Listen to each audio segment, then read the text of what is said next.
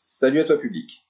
Dans cet exercice, nous allons traiter de l'effet Doppler et notamment de l'effet Fizeau-Doppler pour essayer de déterminer la vitesse relative de deux galaxies, une que l'on observe depuis la Terre, qui aura une vitesse relative par rapport à notre galaxie, la Voie lactée.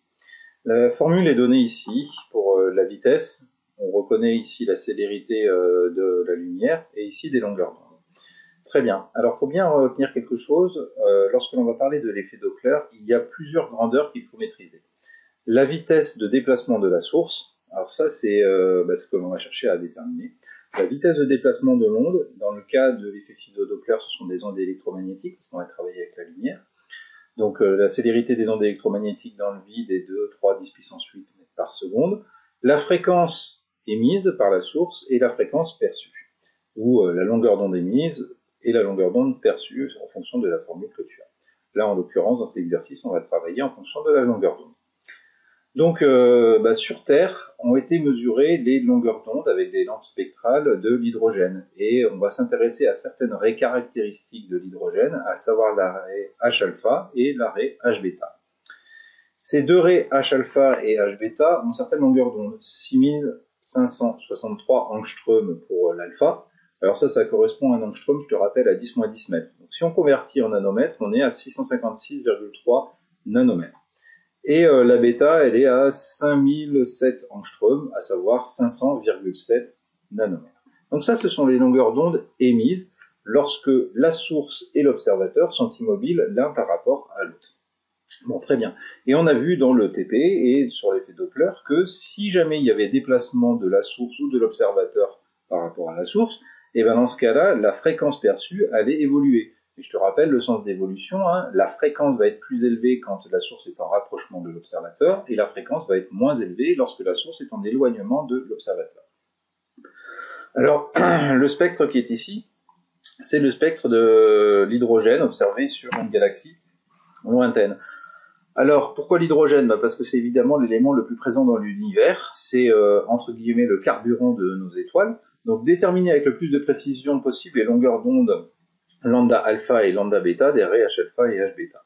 Donc là, on va se caler sur le graphique. Alors déjà, on voit qu'on va nécessairement être obligé de travailler avec l'effet Fizeau-Doppler parce que rien que pour la bêta, qui devrait normalement être à 5007 angstroms, on voit très clairement qu'elle n'est pas à 5007 angstroms et identique, raisonnement identique pour notre raie H alpha. Alors, on mesure les deux. Alors sur une mesure bien précise, j'ai trouvé 7350 angstroms pour l'alpha et 5440 pour la bêta.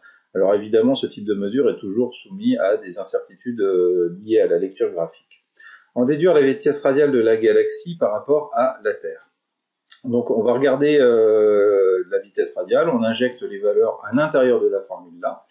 Alors là, tu peux laisser en angstrom, parce qu'une différence de longueur d'onde en angstrom divisée par longueur d'onde en angstrom, ça reste un nombre sans unité. Donc là, c'est cohérent. Après, si tu veux vraiment pas perdre, si tu veux vraiment être sûr de toi, tu convertis tout en mètres, et puis comme ça, tu n'as jamais aucun problème. Et on trouve une vitesse radiale de l'ordre de 30 000 km par seconde. Bon, très bien. C'est une valeur. Maintenant, ce qui peut être intéressant, c'est est-ce que c'est en rapprochement ou en éloignement ?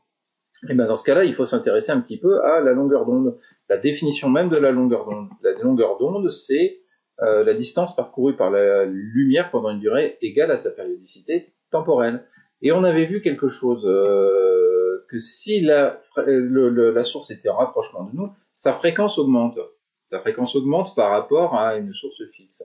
Si sa fréquence augmente, ça veut donc dire que sa période diminue. Et comme lambda est égal à c fois t, si sa période diminue, sa longueur d'onde doit également diminuer. Or là, c'est pas le cas.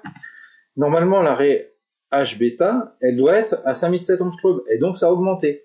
Dans ce cas-là, ça veut dire que nécessairement la source va être en éloignement. Et c'est le fameux redshift dont on a parlé dans l'effet Fizeau-Doppler sur le cours.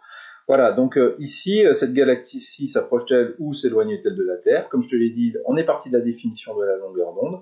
La distance parcourue pendant une durée égale à sa périodicité temporelle, la périodicité grand T. Elle se déplace à une vitesse, une célérité c. T, on le remplace par 1 sur f, la fréquence est en inverse de la période, et ça nous permet de justifier que ici la longueur d'onde va augmenter, et que donc si cette longueur d'onde augmente, c'est un décalage vers le rouge, qu'on appelle le redshift, et que donc cette galaxie s'éloigne de la Terre. Voilà, donc ça c'est un petit exercice mise en bouche, histoire de bien comprendre l'effet Fizeau-Doppler. J'espère que cette vidéo t'aura aidé, et puis je te dis à très bientôt sur la chaîne.